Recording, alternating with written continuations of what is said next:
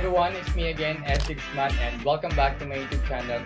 For this lecture video, we are going to discuss another trigonometry topic, the one that we call the law of cosines. So, without further ado, let's begin.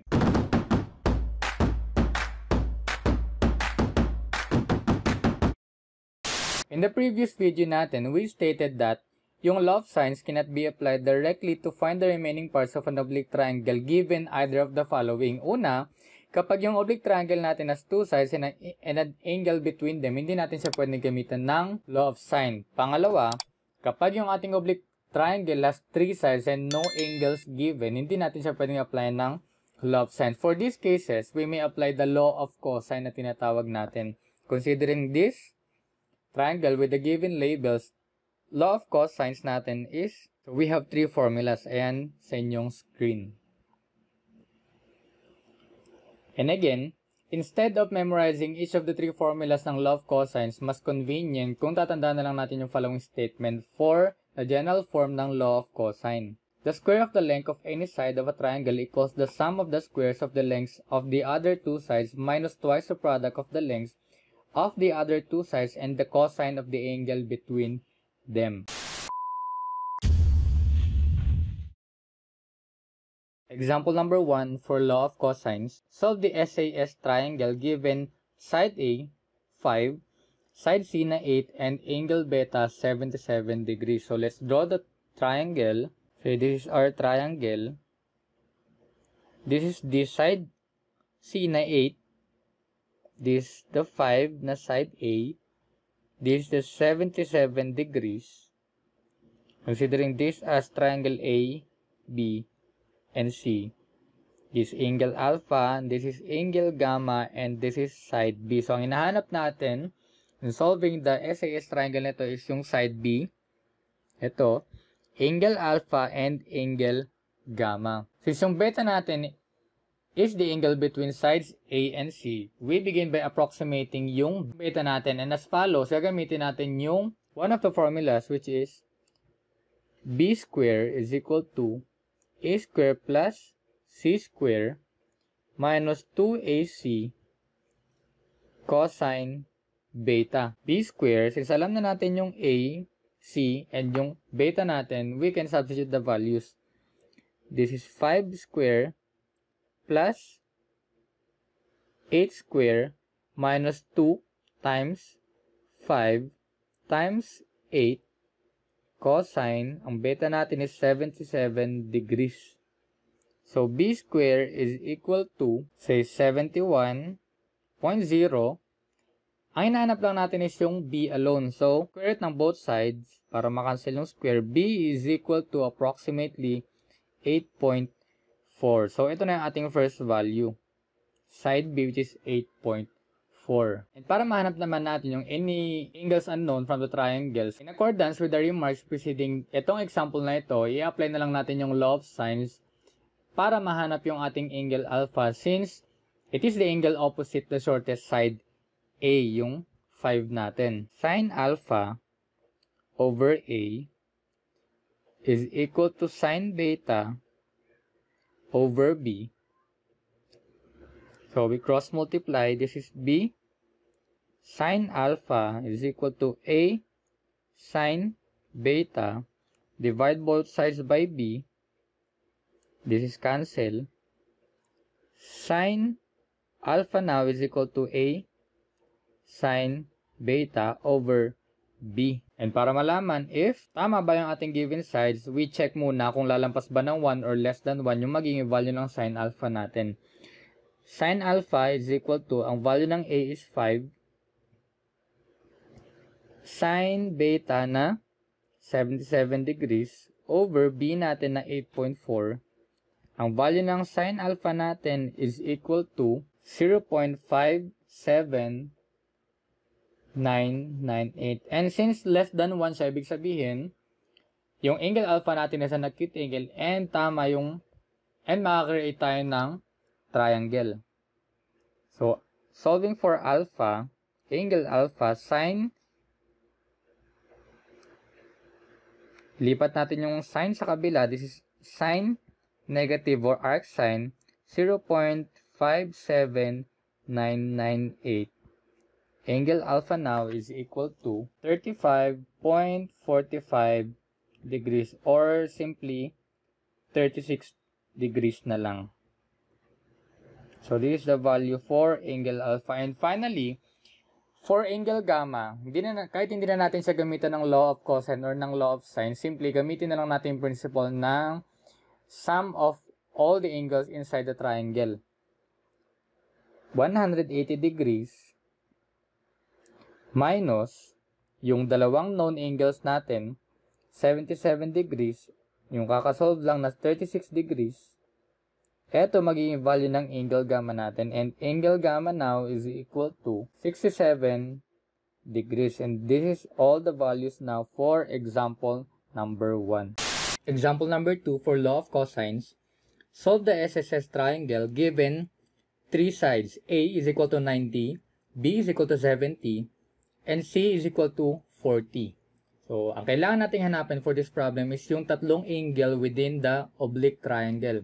So, let's first solve for the angle opposite to the longest side, which is yung side A na 90. And we choose the form of the law of cosines that involves yung ating angle alpha, assuming na siya yung angle opposite dun sa side A natin. By law of cosine, ito yung ating formula.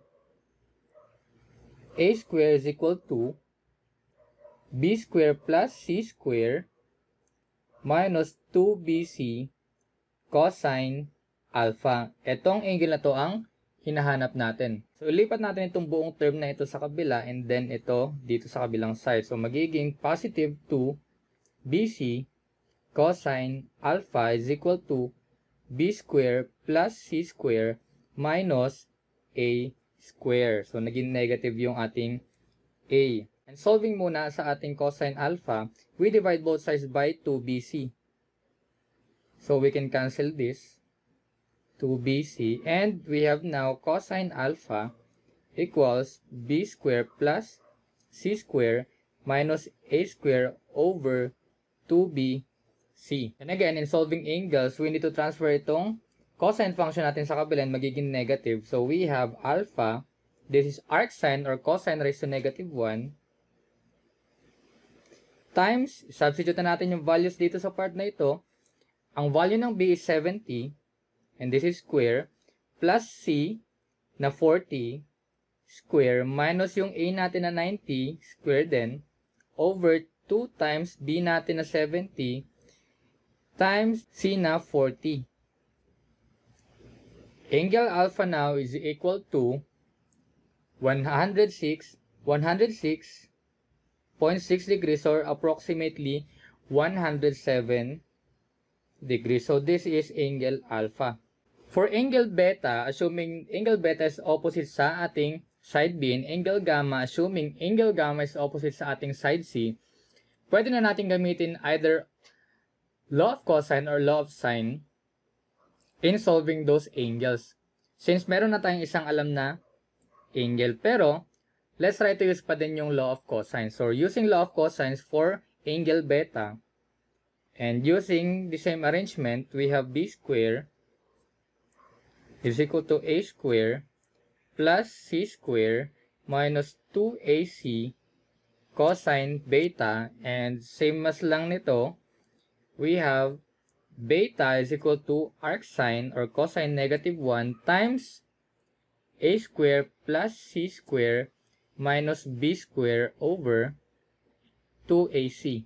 And substituting the values, we have cosine negative 1 or arcsine, A natin is 90, this is square, plus 40 square minus 70 square over 2 times 90 times 40.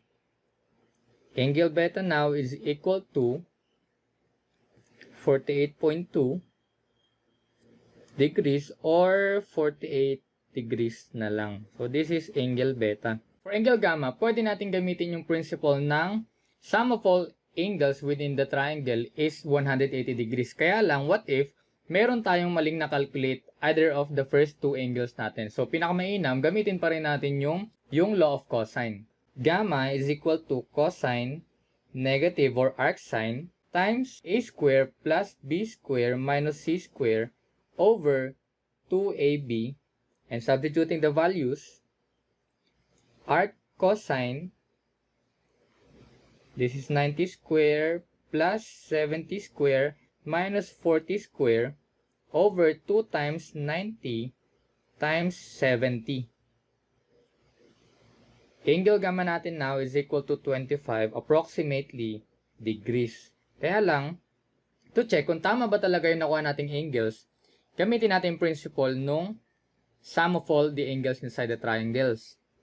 So, angle alpha plus angle beta plus angle gamma should be equal to 180 degrees. Kapag hindi nagsaktong 180 degrees, ibig sabihin meron tayong mali sa calculations or mali sa given.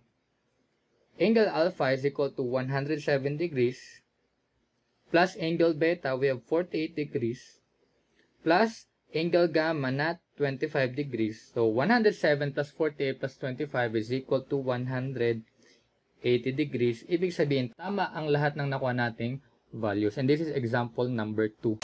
Example number 3. A parallelogram has sides of lengths 30 and 70 centimeters and one angle of measure 65 degrees. Calculate the length of each diagonal. Assuming this is our parallelogram, ayan, and this is parallelogram A, B, C, and D. This is the 30 cm side. At ito naman yung ating 70 cm. This is 70. So, isang angle daw niya ay nagme-measure ng 65 degrees. And of course, ito yun dahil acute angle siya. So, ang kailangan nating hanapin or calculate ay yung lengths ng diagonals. Itong lengths nito. To solve for the diagonals, say diagonal BD, ito yan, diagonal BD and diagonal AC. Let's solve first for diagonal AC. For AC, ito yung kanyang triangle. And this is the angle 65 degrees.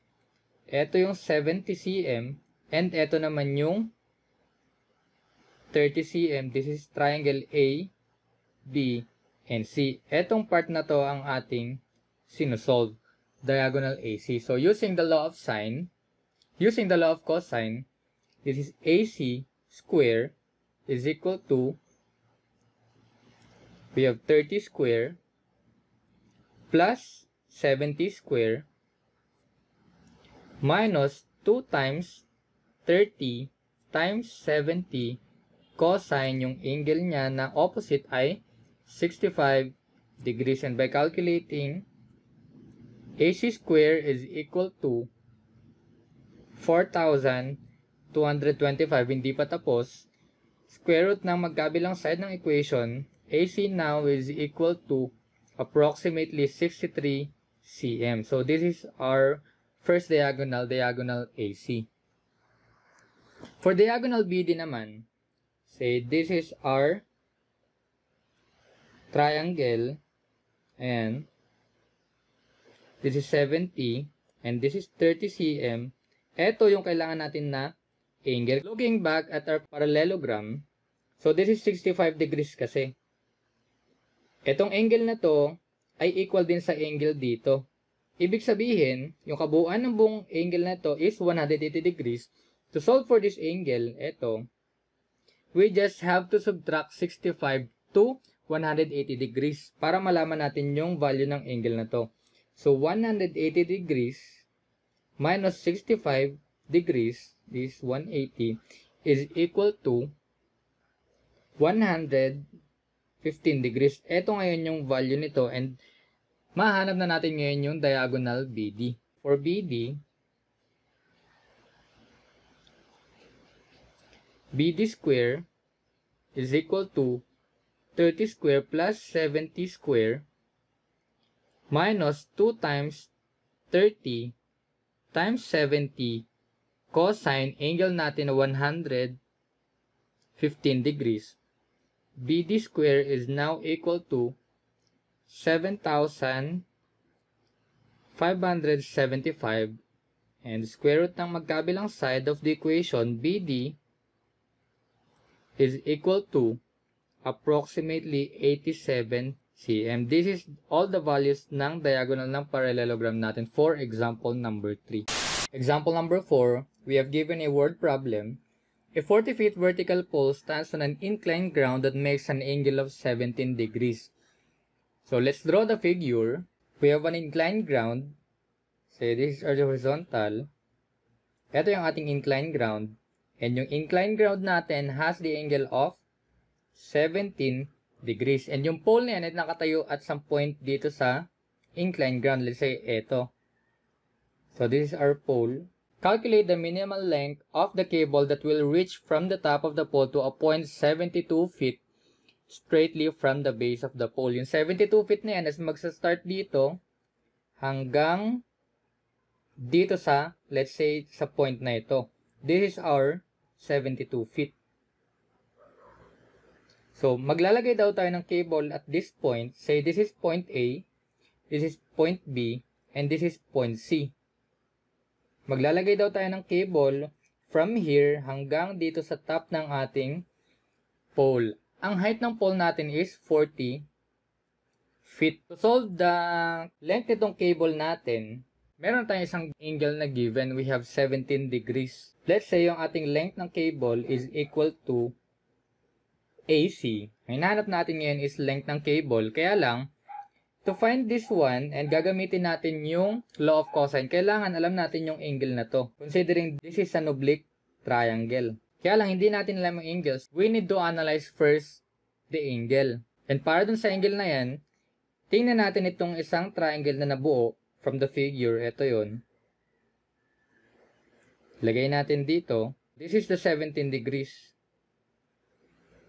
And alam natin na this is 90 degrees. So this is angle theta. Angle theta is equal to 180 degrees minus 17 degrees minus 90 degrees. Angle theta is equal to 73 degrees. Ito ngayon yung angle na yan. Ito, angle theta natin.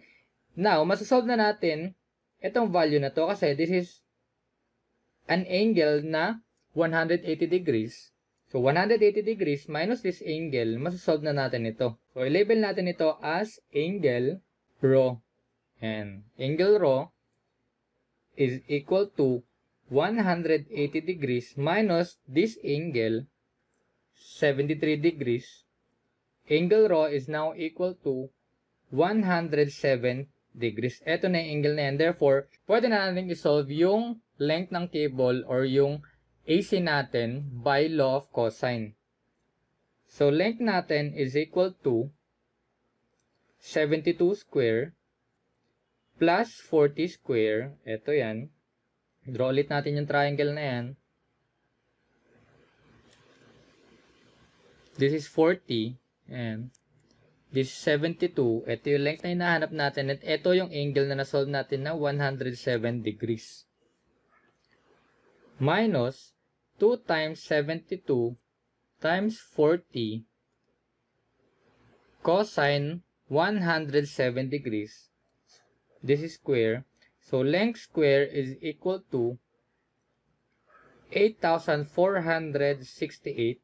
And square root na magkabilang side of the equation, length now is equal to approximately 92 feet. Yan ang haba ng cable na pwede natin ilagay from point A to point C, yung top of the pole. And this is example number 4.